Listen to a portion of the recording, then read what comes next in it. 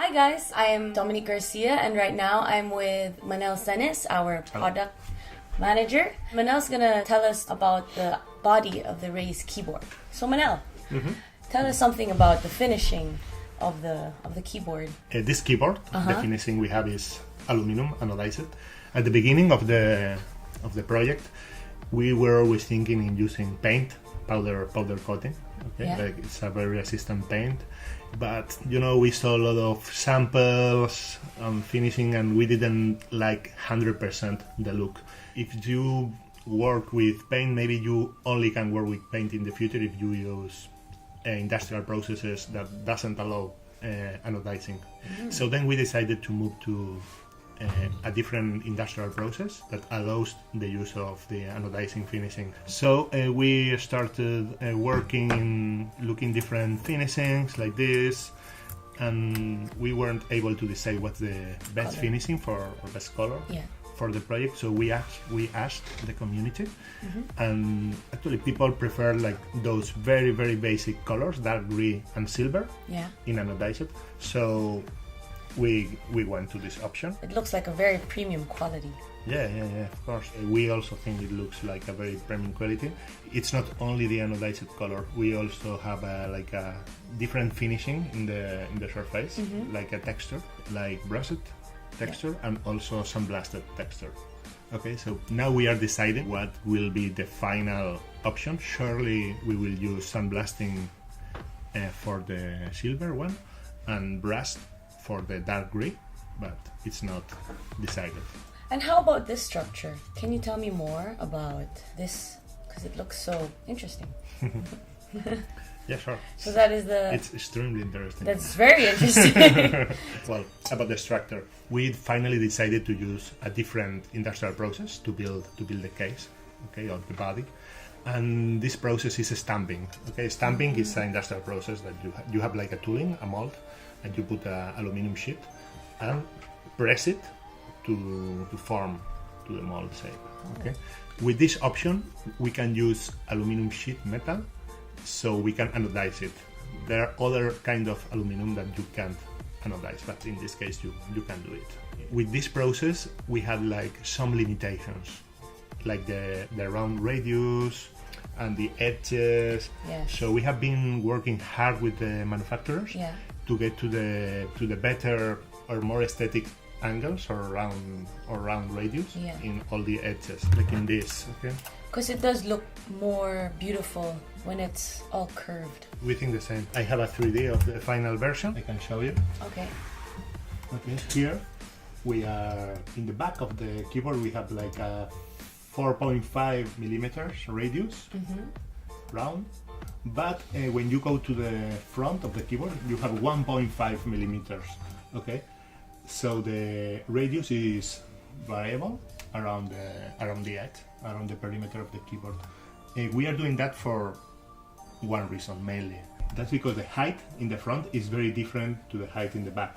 Yes. And that's because we have tilting. How many degrees is this? Yeah, it's 3 degrees. Oh, okay. Yeah, we have been trying with prototypes and we consider this is the ideal angle. And about the radius, we have been talking about the radius in the edge, but there's also an issue about the radius from the top view.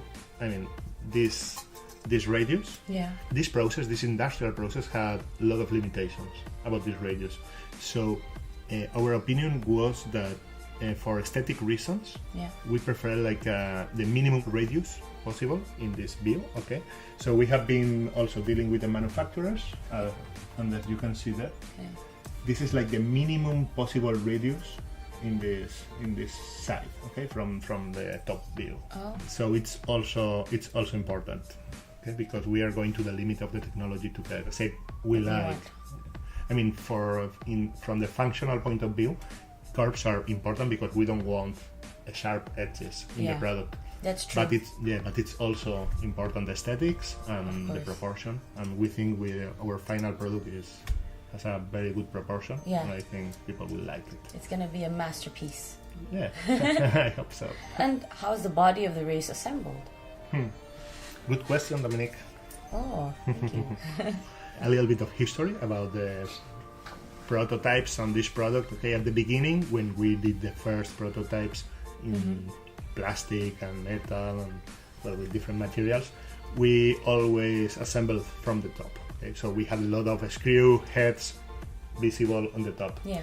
In the next prototypes, like this one, we started moving the screws of the palm area that is visible if you are not using the palm rest, moving it to the bottom. We screw from the bottom to the top, the palm area, and then from the top to the bottom the rest of the keyboard, because well, we thought, hey, you have a lot of keycaps hiding the screws, so it won't be seen. Yeah, who cares? But then after moving ahead in the project, talking with manufacturers, we saw that from one side it could be a problem in the assembly line, because we are working with a automated factory, so it's difficult to put the screws from one side and then turn the product and put the screws from the top. Yeah. And at the same time, in this keyboard you can remove the switches and remove the keycaps, and people will do it as usually. So we don't want to have screw heads on the top. It's ugly and not necessary, and it's not better for assembly. So we did a redesign of the whole case and moved all the screws to the bottom. As you can see in the 3D, we don't see any screw on the top, and we have a lot of inserts on the bottom. So it hides the screws. Exactly. It's a threaded insert, so you have a thread and you just screw on the bottom. And I see that it's very bare and naked, so how do you connect the electronic components? The electronics, first of all, we have the PCB. The PCB is the main electronic component. It's a big PCB we have under the keys, okay? Yeah. And we also have a small PCB for the low profile switches. But the main PCB is screwed with these inserts. We have 5 inserts here, so we can screw the PCB, and then we have other inserts to screw the base. Yeah. We always need the PCB, but in this case, the PCB and the switches are independent. Okay, we have a socket in the PCB, so you can remove the switch and change the kind of switch and play with that. In this case, it's also tricky, the switch hole, because well, as we have a hot-swappable switches, it must be possible to fit it and remove it and fit it easily.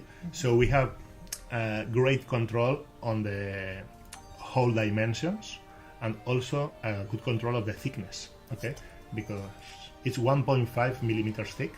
Okay. 1.5? Yeah, it's aluminum, 1.5. Okay.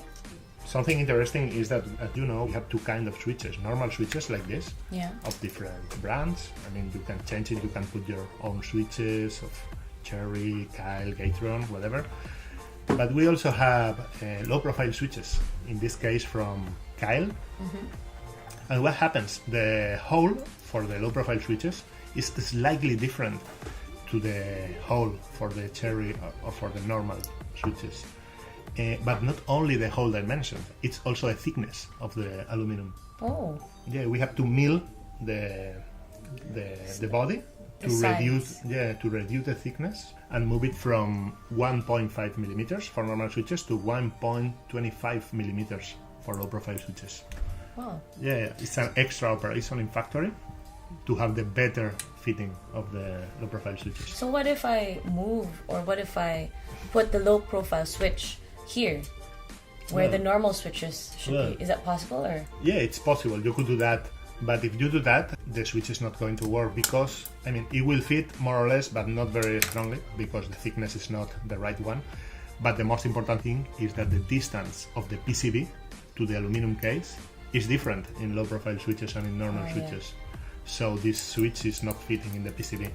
There will be distance between the switch and the PCB. Well, thank you, Manel, for explaining to us the characteristics of the body of the Raise keyboard. Maybe next time you can talk to us more about keycaps and maybe also updates on the hubble and the joint. Yeah, I'm sure we'll have a lot of different things to talk about. Okay, great. So thanks for tuning in, guys, and I hope you subscribe to our future videos if you want more updates. Bye! Bye, see you next time. See ya!